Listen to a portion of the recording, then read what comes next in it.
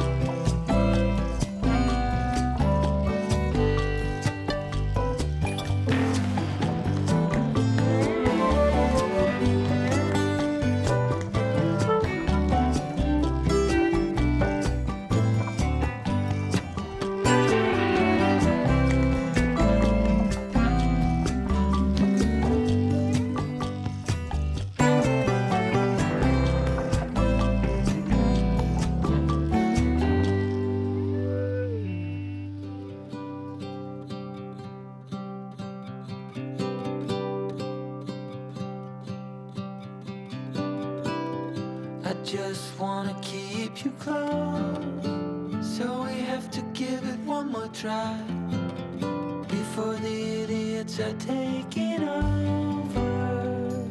They're caught up in the race of wanting more, and we can tell one from the other. No one can tell you what they're running from. No one knows anymore. What's it for?